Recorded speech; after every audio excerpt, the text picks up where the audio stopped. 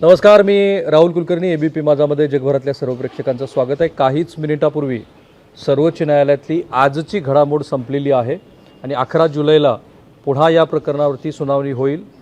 याच्यामध्ये 2-3 सूचना सर्वोच्च न्यायालयाने केल्यात. एक म्हणजे जे आपल्या विधिमंडळाचे उपाध्यक्ष आहेत म्हणजे अध्यक्ष श्री नरहरी झिरवळ यांना आणि त्यांच्या कार्यालयाला म्हणजे विधिमंडळाच्या सचिवालयाला एक शपथपत्र द्यायला सांगितलेलं आहे की ज्या शपथपत्रामध्ये या आमदारांनी जो मेल त्यांना पाठवला तो एका वकिलांच्या ईमेल आय डीवरून आला असा जो त्यांचा मुद्दा होता तो, आणि मग त्याच्या अनुषंगाने तुम्ही तो मेल का रिजेक्ट केला याबद्दलचं एक शपथपत्र द्यायचं आहे. पण आत्ता आज जी काही घडामोड घडली त्या घडामोडीच्या पार्श्वभूमीवरती आपण 2 मुद्दे टॅग केलेले आहेत.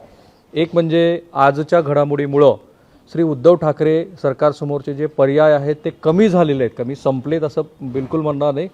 कारण पर्यायाच्या दृष्टीनं विचार करता आणखी काय काय महाविकास आघाडीच्या नेतृत्वाच्या डोक्यात आहे त्याची आपल्याला कल्पना नाही आहे. पण कायद्याच्या दृष्टीनं विचार करता ज्या गोष्टी ज्या घडामोडी आज न्यायालयामध्ये अशा जर घडल्या असत्या की ज्याच्यातून सरकारला काही संदेश काही संधी आहे किंवा आपलं जे म्हणणं आहे विशेषतः आमदारांच्या निलंबनासंदर्भातलं ते कुठेतरी पुढे जाताना दिसतंय असं जर झालं असतं तर मग मात्र तो महाविकास आघाडी सरकारला काहीसा दिलासा आहे असं आपण म्हणू शकलो असतो.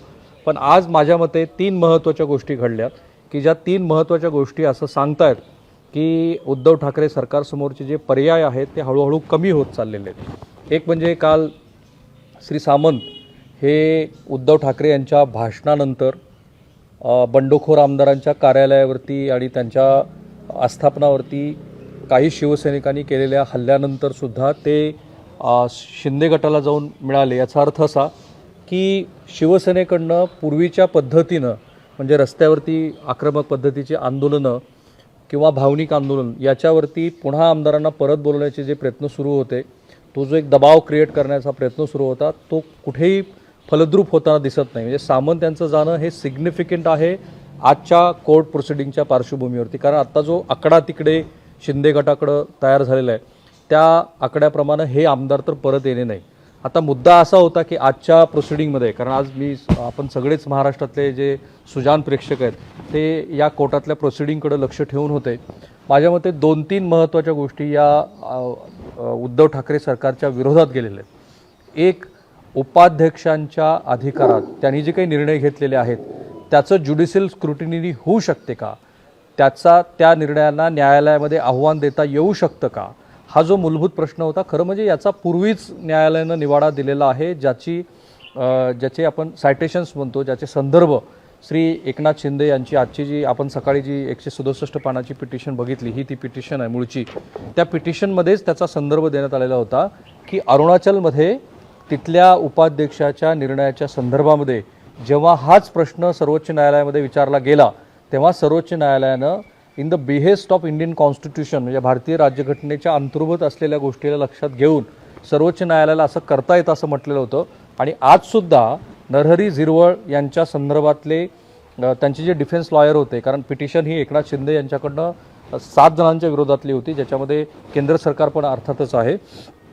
तर इथे जेव्हा हा मुद्दा आला तेव्हा स्पष्टपणे दिसतं आहे की सन्माननीय न्यायालयाने माननीय अध्यक्षांच्या तिथल्या निर्णय प्रक्रियेमध्ये आपल्याला हस्तक्षेप करता येतो हे सूचित केलेलं आहे. आणखी त्याचे बरेचसे तपशील हे आपल्या हातामध्ये येणं बाकी आहे. दुसरा मुद्दा असा होता की माननीय अध्यक्षांनी जे 48 तासाच्या आत खुलासा करून तुम्ही या नोटिसीला उत्तर द्या असं जे सांगितलेलं होतं आणि त्यानंतर ऑब्व्हियसली या बंडखोर आमदारापैकी 16 जणांची आमदारकी ही रद्द केली जाणार होती. त्यालासुद्धा तांत्रिक कारणावरून पुढच्या 11 तारखेपर्यंत म्हणजे 11 जुलैपर्यंत सर्वोच्च न्यायालयाने ब्रेक देणं हे ठाकरे सरकारसाठी एका अर्थाने मोठी अडचणीची बाब आहे. कारण इथे तांत्रिक मुद्दा जरी उपस्थित केलेला असला तरी तुम्हाला नैसर्गिक न्यायाप्रमाणे 14 दिवसाची मुदत मिळाली का, जो मेल आला तो मेल तांत्रिकदृष्ट्या योग्य मेलवरती होता का, पुढे एक छोटीशी टिप्पणी पण न्यायालयाने केल्याचं मला आठवतं आहे. न्यायालय असं म्हणालं की हा जो मेल आला तो मेल जरी ऑथोराईज अशा मेलवरून आलेला नसला तरी आमदारांच्या सह्या तिथे होत्या ना. आता हे जे ऑब्झर्वेशन आहे ना हे ठाकरे सरकारसाठी पुढे चालून अडचणीचं ठरू शकतं. कारण मी जे सामंताचा संदर्भ देऊन आजच्या न्यायालयाकडे आलो त्याचं कारणच असं आहे की हे जे 40-39 आमदार आहेत ते आता फुटणे नाही आहे, हे जवळपास हळूहळू जसे जसे दिवस पुढे चाललेले आहेत तसे तसे आता ते स्पष्ट होत चाललेलं आहे. आणि तिसरा महत्त्वाचा मुद्दा जो अधिक या आमदारांसाठी अधिक दिलासादायक आहे, ही जी आजची नव्याने पिटिशन आलेली होती की ज्याच्यामध्ये श्री संजय राऊत आणि इतर शिवसेनेच्या नेत्यांचा संदर्भ देऊन विशेषतः श्री संजय राऊत यांनी NDTV सारख्या राष्ट्रीय माध्यमाला दिलेल्या मुलाखतीची लिंक जोडून या आमदारांनी जी भूमिका घेतलेली होती की आम्हाला राज्यामध्ये सुरक्षित वाटत नाही आहे, आमच्या कुटुंबियाचं सुद्धा संरक्षण होईल की नाही अशी भीती आहे आणि म्हणून आम्हाला संरक्षण द्या, याबद्दल सुद्धा सर्वोच्च न्यायालय असं म्हणालेलं आहे की या आमदारांना संरक्षण देण्याची जबाबदारी ही राज्य आणि केंद्र सरकारची आहे. म्हणजे एकूण 3 गोष्टी ज्या आहेत त्या उद्धव ठाकरे सरकारच्या विरोधात आजच्या तरी प्रोसिडिंगमध्ये गेलेल्या आपल्याला दिसत आहेत. आणि एका प्रश्नाचा आपसुकच त्यामुळे निकाल लागला की जेव्हा लोअर ज्युडिशरी, अप्पर ज्युडिशरी म्हणजे उच्च न्यायालय आणि हायर ज्युडिशरी म्हणजे सर्वोच्च न्यायालयामध्ये टप्प्याटप्प्याने तुम्ही जायचं असतं. या केसमध्ये तर अर्थातच उच्च न्यायालयात जायचं होतं आणि नंतर सर्वोच्च न्यायालयामध्ये जायचं होतं. तर इथे जो मुद्दा डिफेन्स लॉयरकडनं उपस्थित करण्यात आला, अभिषेक मनु सिंघवी यांनी हा मुद्दा उपस्थित केला की तुम्ही मुंबई उच्च न्यायालयामध्ये का गेला नाहीत, बॉम्बे हायकोर्टमध्ये तुम्ही का गेला नाहीत, तेव्हा तिथे ती योग्य ती परिस्थिती नाही आहे हे सांगण्यामध्ये मला वाटतं की पिटिशनरचे जे वकील होते ते यशस्वी झालेले आहेत. अदरवाईज या पिटिशनला सर्वोच्च न्यायालयाने एंटरटेन केलं नसतं. इथे एंटरटेन केलेलं याचा अर्थ असा की मधला जो एक टप्पा होता, जो प्रायमरी टप्पा होता, तो सर्वोच्च न्यायालयाने ओव्हरलुक केलेला आहे. आणि म्हणून आता हे जे सगळं प्रकरण आहे हे थेट सर्वोच्च न्यायालयामध्ये चालणार आहे. मधल्या काळामध्ये जो एक वेळ मिळाला असता उद्धव ठाकरे सरकारला की मुंबई उच्च न्यायालयामध्ये प्रोसिडिंग झाली, मग तिथं काहीतरी घडलं, मग काहीतरी निर्देश आले आणि मग हे प्रकरण सर्वोच्च न्यायालयामध्ये गेलं. आता हे होणे नाही. आता जे काही होईल ते सर्वोच्च न्यायालयामध्ये होईल. आज सकाळपासून आपण बघतोय की काय काय घडलं. माझ्या हातामध्ये आपण सकाळी पण ही याचिका जी आहे ती एक्सप्लेन करून सांगितली की मुळामध्ये हे जी 167 पानाची याचिका आहे त्याच्यामध्ये काय काय गोष्टी त्यांनी म्हटलेल्या आहेत. एक की आम्हाला या अध्यक्षावरती, म्हणजे आत्ता उपाध्यक्ष आहेत पण त्या अध्यक्षाच्या खुर्चीमध्ये बसलेले आहेत, म्हणजे आम्हाला अध्यक्षावरती विश्वास नाही आहे आणि या संदर्भातली नोटीस ही आम्ही 21 तारखेला दिलेली होती. त्याचबरोबर जी 21 तारखेला उद्धव ठाकरे यांच्या गटाकडून म्हणजे आपल्या सोयीसाठी त्यांच्या शिवसेनेकडून श्री अजय चौधरी यांची गटनेता म्हणून जी नियुक्ती करण्यासंदर्भातलं पत्र आलं होतं ते अध्यक्षांनी 24 तारखेला स्वीकारलं. 21 ते 24 तारखेच्या दरम्यान ज्या काही घडामोडी घडल्या त्याच्याबद्दलची कुठलीही कल्पना या शिंदे गटाच्या, म्हणजे आत्ता त्यांचा असा दावा आहे की आम्हीच खरी शिवसेना आहोत, त्या शिंदे गटाला काहीही त्यांनी सांगितलं नाही.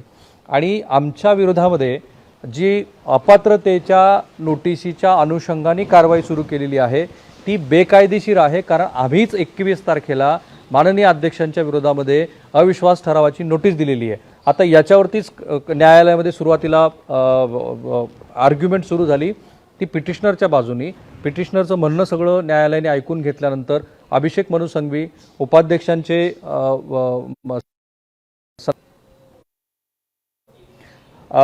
उपाध्यक्षांच्या वतीनं एक विधिज्ञ अभिषेक मनु सिंघवी आणि मग शिवसेनेकडून एक विधिज्ञ अशी सगळी मंडळी ही आपली काउंटर आर्ग्युमेंट करायला उभा राहिल्यानंतर मुद्दा जो आला तो तांत्रिकतेचा होता की ही जी 21 तारखेची जी नोटीस गेलेली आहे त्या 21 तारखेच्या नोटिशीची लिगल सँक्टिटी काय आहे.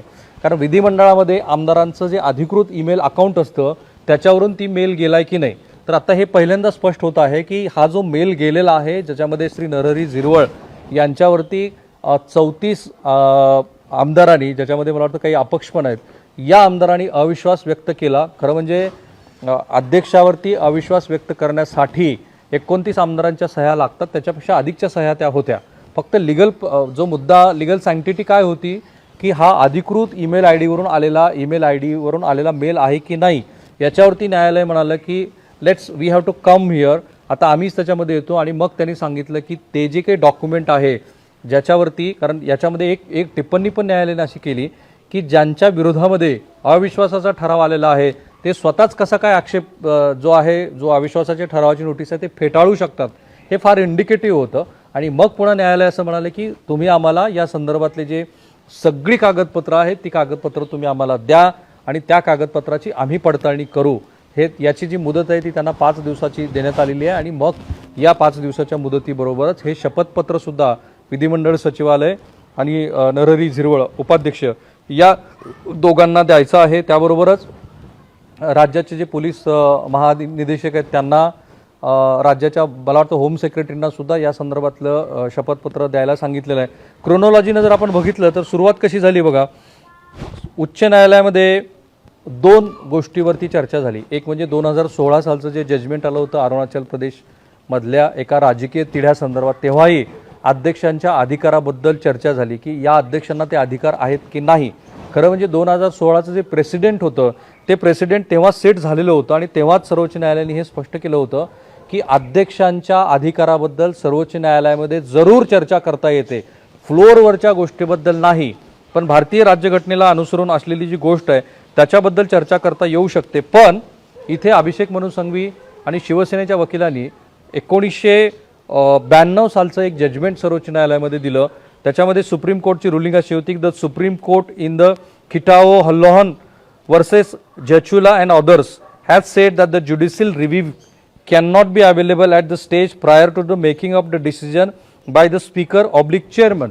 हे 1992 सालचं जे जजमेंट होतं त्या जजमेंटचा आधार घेऊन अभिषेक मनु संघवी आणि शिवसेनेच्या वकिलांनी असं म्हटलं की न्यायालयाला माननीय सभापती किंवा चेअरमनच्या एखाद्या निर्णयाबद्दल इथे कुठेही तुम्हाला हस्तक्षेप करता येणार नाही किंवा आपलं मत व्यक्त करता येणार नाही. पण जे मी आधीच म्हणालो की जी पिटिशन आलेली होती त्या सकाळच्या पिटिशनमध्ये 2016 सालचं जे जजमेंट होतं, ज्या जजमेंटचा त्यांनी उहापोह केला, हे फार महत्त्वाचं आहे. महाराष्ट्राच्या राजकीय इतिहासातलं हे सगळ्यात मोठं जसं बंड आहे तसंच महाराष्ट्रात ज्यांना कायदा समजून घ्यायचा आहे किंवा ज्यांना असं वाटतं की हे जे काही सुरू आहे याच्या मागे जी लिगल स्क्रुटिनी आहे त्या लिगल स्क्रुटिनीबद्दलची चर्चा व्हायला हवी, तर त्यांच्या दृष्टीने हे सगळं जजमेंट, कारण हे सिनॉप्सिसमध्ये पण आलेलं होतं, जे सिनॉप्सिस आज सकाळी आपण वाचून दाखवलं, या सिनॉप्सिसमध्ये सुद्धा 2016 सालचं जे जजमेंट आहे, माझ्या मते हे जजमेंट अतिशय महत्त्वाचं ठरलेलं आहे या केसमध्ये की माननीय अध्यक्षांचे जे अधिकार आहेत ते अधिकार हे ओरिजिनल जजमेंट, आजचं जी पिटिशनर आहे त्याची ही कॉपी आहे की ज्याच्यामध्ये अरुणाचल प्रदेशच्या संदर्भातलं जे जजमेंट आलेलं होतं त्याच्याबद्दलची जी कॉपी होती त्याच्याबद्दलची चर्चा घडून आणण्यात आलेली आहे. आणि माननीय न्यायालयाने हेच म्हटलेलं आहे की जे रिस्पॉन्डंट जे पिटिशनर आहेत त्या पिटिशनरच्या वतीनं जो अरुणाचलचा संदर्भ देण्यात आलेला आहे तो संदर्भ बहुधा न्यायालयाला मान्य झालेला आहे. आणि आपल्याला असं दिसतं आहे की जो 1992 सालचं अभिषेक मनु संघवी आणि इतर मंडळींनी जे उभा केलेलं जे सायटेशन्स होतं ते सायटेशन मात्र सन्माननीय न्यायालयानं हे मान्य केलेलं नाही. आपण त्याची कॉपी शोधूया, कारण हे 167 पानाचं जजमेंट आहे. आता मी जे दुसरा मुद्दा म्हटलं की याच्यातनं महाविकास आघाडीसमोर आणि खास करून उद्धव ठाकरे सरकारसमोरचे जे पर्याय आहेत ते कमी झालेले आहेत का? अर्थातच कमी झालेले आहेत. कारण आज जर बंडखोरांच्या विरोधातल्या कारवाईची जी नोटीस आहे त्या नोटिसीला जर न्यायालयानं स्टे दिला नसता तर आत्ता तिकडे असलेल्या आमदारामध्ये एक वेगळ्या प्रकारची अस्वस्थता निश्चित निर्माण झाली असती. माझी जी माहिती आहे त्यानुसार मधल्या काळामध्ये जेव्हा हे आता 4-5 दिवस झालं महाराष्ट्रात हे सगळं सुरू आहे, काही आमदारामध्ये ही चलबिचल निश्चितपणे सुरू झालेली होती. विशेषतः रस्त्यावरती आणि कुटुंबियांना ठाकरे कुटुंबातल्या काही सदस्याकडनं जे फोन केले जात होते त्याच्यानंतर काही आमदारांच्या मनामध्ये एक वेगळ्या प्रकारची अस्वस्थता होती. आपल्या विरोधामध्ये जी नोटीस इश्यू केलेली आहे त्यामुळे आपली आमदारकी जाते की काय अशी त्यांना भीती होती. पण आजच्या या निर्णयामुळं ही भीती 11 तारखेपर्यंत तरी पुढे ढकलली गेलेली आहे. अध्यक्षांच्या अधिकाराची स्क्रुटनी होऊ शकते हेही आता आमदाराला कळून चुकलं असेल. आणि त्याहीपेक्षा महत्त्वाचा मुद्दा असा आहे की जो मी सुरुवातीला उदय सामंत यांच्यापासून सुरू केला की आता तर हे होणे नाही आहे की शिवसेनेमध्ये हे जे काही गट पडलेले आहेत ते गट परत येतीलच आणि आले तरी त्या क्वांटममध्ये आणि तशा पद्धतीने येतील की ज्यामुळं सरकार वाचेल. त्यामुळं हे सरकार जाणं हे जवळपास आता निश्चिततेच्या दिशेनं चाललेलं आहे. अजूनही काही फार मोठीच खेळी झाली एकतर त्या आमदारापैकी बऱ्याच जणांना उपरती झाली तर, किंवा ते आमदार जे म्हणतात त्याप्रमाणे आत्ताच्या विद्यमान शिवसेना नेतृत्वानं काही वेगळी भूमिका घ्यायची ठरवली तर, श्री शरद पवार यांनी काही आणखी कारण त्यांचा प्रदीर्घ राजकीय अभ्यास, त्यांना प्रत्येक छोट्या मोठ्या गोष्टीची असलेली माहिती, यांच्याकडून काही वेगळ्या पद्धतीची गोष्ट जर बाहेर आली तर अशा पद्धतीच्या परिप्रेक्षामध्येच हे सरकार आता फ्लोअरवरची जे आपलं बहुमत आहे ते वाचवू शकतं जर बहुमताची टेस्ट झाली तर. कारण अजूनही न्यायालयानं या संदर्भातला कुठलाही स्पष्ट निर्देश दिलेले नाहीत. न्यायालय एवढंच म्हणालेलं आहे की जर मधल्या या काळामध्ये 11 तारखेपर्यंत जर विरोधी पक्षाकडनं, कारण ही शक्यता विरोधी पक्षच नाही तर या बंडखोर आमदाराकडनं पण आहे की जे स्वतःच म्हणतात की आमचीच खरी मूळची शिवसेना आहे, यांच्यापैकी कुणीही विधिमंडळाच्या फ्लोअरवरती या सरकारनं बहुमत गमावलेलं आहे. कारण आज ही बातमी तर आम्हीच ब्रेक केली, सुरुवातीला इथूनच ब्रेक झाली की श्री एकनाथ शिंदे यांच्या पिटिशनमध्ये त्याने असं म्हटलेलं आहे की या सरकारनं बहुमत गमावलेलं आहे, अल्पमतातलं हे सरकार आहे and we have withdrawn the support, अशा पद्धतीचं हे वाक्य आहे. त्यामुळं जर फ्लोअर टेस्ट घ्यायची वेळ आली तर मग काय होईल या प्रश्नावरती सर्वोच्च न्यायालय असं म्हटलेलं आहे की let us see in that case, म्हणजे त्यावेळेला ज्यावेळेस जसं काही झालं तर आपण ते प्राधान्यक्रमानं बघू. पण जर तशी वेळ आली तर मग मात्र आत्ताच्या गिवन सर्कमस्टान्सेसमध्ये या सरकारसमोरचे जे पर्याय आहेत ते खूप मर्यादित आहेत. आणि म्हणून मी म्हटलं की श्री उद्धव ठाकरे सरकारसमोरचे आजचे सर्वोच्च न्यायालयातल्या या सगळ्या घडामोडी पाहता जे पर्याय आहेत ते फार कमी कमी होत चाललेले आहेत गिवन सिच्युएशनमध्ये.